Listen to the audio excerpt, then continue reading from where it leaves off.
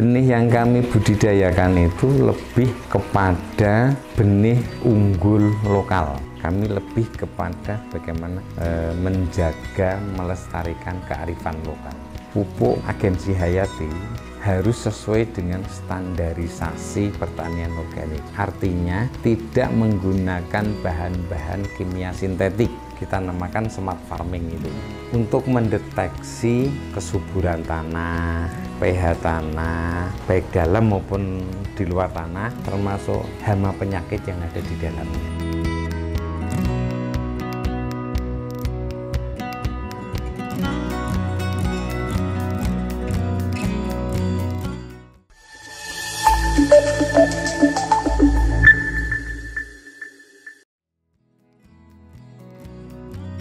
Oke, halo warga Taniling, kembali lagi bersama saya Rizky Pratama di channel Taniling TV.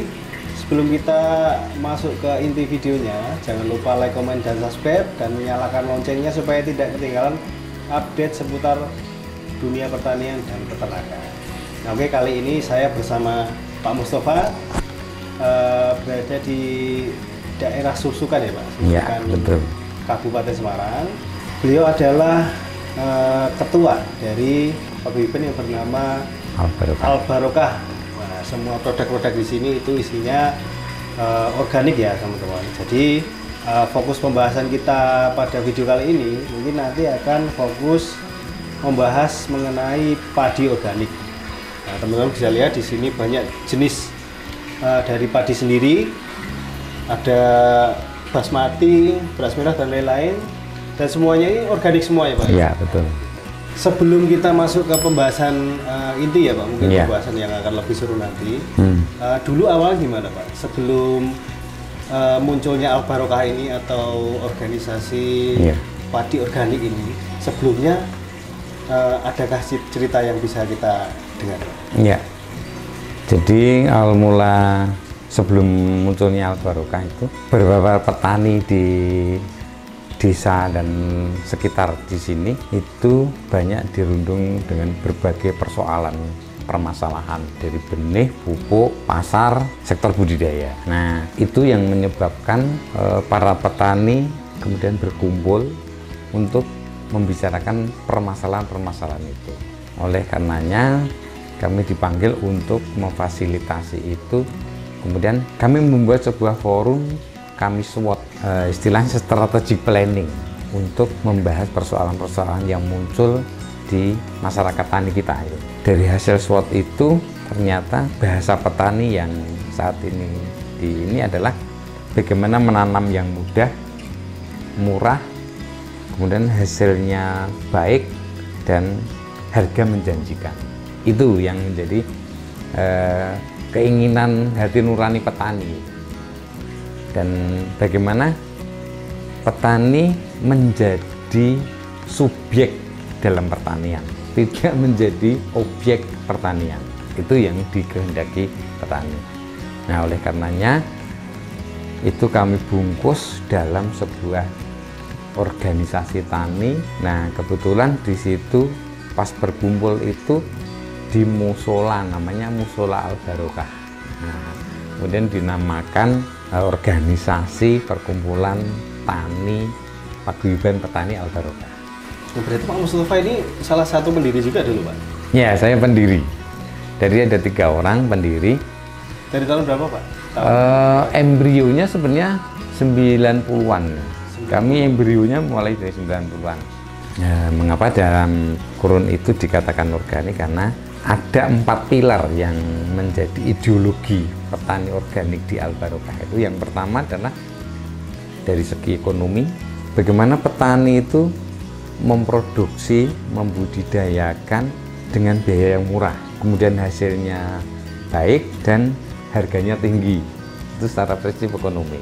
Pilar yang kedua adalah bagaimana petani itu mampu mengelola kearifan lokal, ekologi lingkungan itu lestari. Ini yang kedua. Yang ketiga tentang perlindungan, produksinya baik, kemudian tidak mengandung residu kimia sintetik yang membahayakan baik diri manusia orang lain maupun lingkungan. Yang ketiga adalah terlindungi dari monopoli perdagangan. Itu yang diharapkan petani.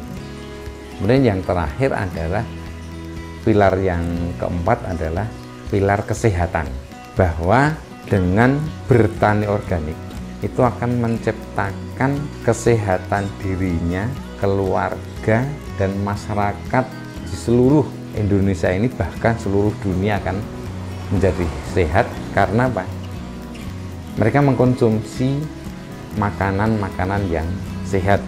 Berarti lingkungan, kesehatan, pelindungan, dan ekonomi ya? Betul. Itu tujuan atau pilar dari Al-Barokah? Iya, pertanian organik Al-Barokah. Betul. Nah, kita mungkin masuk ke pembahasan soal padi nih Pak. Sebenarnya kalau dikatakan secara umum, padi organik kok bisa dikatakan padi organik itu kenapa? Ya. Atau apa ya, unsurnya apa kok bisa dikatakan organik? Ya, jadi mengapa itu dikatakan, diklasifikasikan menjadi apa? Sebuah namanya padi organik. Itu yang pertama, cara budidaya mulai dari praproduksi, produksi, pasca produksi itu menggunakan SOP yang distandarisasikan baik internal SNI 6729, Permentan 64, dan IFWAM internasional. Berarti ada dasarnya? Ada dasarnya, dasarnya itu.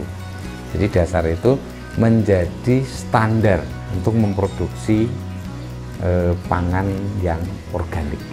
Pangan organik itu mengapa dikatakan organik? Di satu sisi bahwa SOP itu melarang, satu adalah benih yang transgenik, itu yang pertama. Yang kedua, dalam menggunakan semua proses produksinya itu tidak memakai bahan-bahan kimia sintetis. Yang ketiga, juga tidak menggunakan bahan-bahan herbisida sintetik. Benih yang kami budidayakan itu lebih kepada benih unggul lokal. Kemudian mengapa kami memakai benih lokal? Karena kami lebih kepada bagaimana menjaga, melestarikan kearifan lokal. Dipakai kan organik semua nih. Pupuk dari mana? Ya, semua produk input, pupuk maupun agensi hayati itu adalah harus sesuai dengan standarisasi pertanian organik. Artinya tidak menggunakan bahan-bahan kimia sintetik yang punya residu tinggi. Nah, itu adalah ramuan dari berbagai tanaman-tanaman di sekitar kita, sehingga nanti hasilnya bisa maksimal. Nah, pupuk maupun pestisida maupun benih itu ya harus tersertifikasi standar LSO, Lembaga Sertifikasi Organik. 3 tahun terakhir ini kami sudah memakai quality control dengan IoT, Internet of Things. Itu alat mesin? Nah, alat ya? Alat, kita namakan smart farming itu. Nah, smart farming itu untuk mendeteksi kesuburan tanah, pH tanah, baik dalam maupun di luar tanah, kemudian air, kemudian angin, kemudian suhu, kemudian perkembangan tanaman, kemudian termasuk hama penyakit yang ada di dalamnya. Nah, itu alatnya, saya baru dengar itu memang alat yang sudah umum atau memang apa ya, jarang ditemui ya? Ya, menurut di sini pada tahun 2021 menurut kami baru ya? Ya baru, tapi kalau mungkin kalau sekarang sudah agak dikenal ya, tapi sekarang pun belum banyak memakai alat smart farming itu.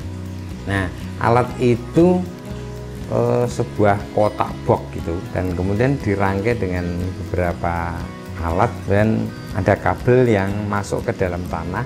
Melalui kabel itu dia akan mengirim data ke box. Oh. Alatnya di sini ada nggak? Ada. Nanti kita yang paling dekat nanti di lahan. Oh, di lahan padi organik ada. Oh, langsung di lahan nanti ya? Lahan ada. Boleh kita lihat nanti ya Pak? Oh boleh, mari. Nah, sebelum kita ke sana, ada satu lagi Pak pertanyaan saya di sini. Ya, Sebenarnya keunggulan dari padi organik itu sendiri apa, Pak? Ya, satu keunggulan padi organik itu kandungan residu kimia sintetisnya itu sangat sedikit, minim sekali bahkan sampai zero, nol.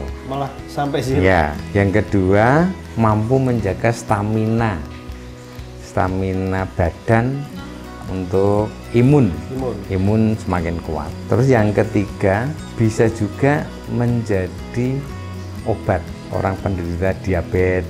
Itu kami punya padi organik yang varietasnya khusus untuk menurunkan gula. Oh, ada juga. Ada.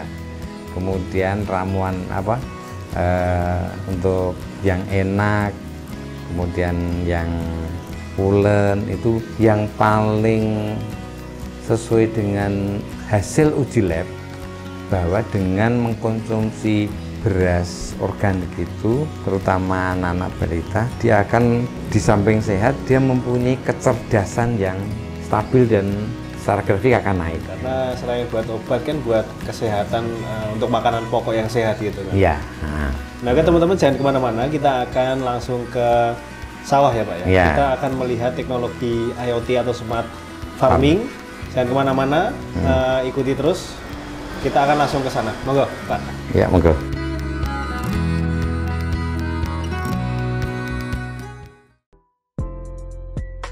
Hai Sobat Tani Link, buat kalian produsen kopi Robusta asalan Green Bean, jangkau pasar lebih luas dan dapatkan penawaran tertinggi dari pembeli.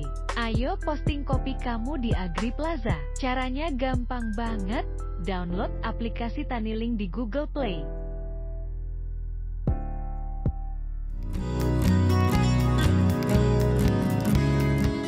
Nah kan teman-teman, ini dia alat yang sangat memiliki banyak fungsi untuk petani padi organik ya Pak ya? Ya. Alatnya bernama IoT atau Smart Farming. Ini cara kerjanya bisa dijelaskan dulu Pak? Ya. Cara kerja dari fungsi IoT ini. Ya. Nah, ini adalah alat untuk mendeteksi dari beberapa parameter yang diukur di dalam pertanian organik menjadi standarisasi. Nah, alat ini mampu mendeteksi dengan kabel ini, kemudian masuk ke dalam tanah dan air di dalamnya, termasuk di tanaman produksi sekitarnya.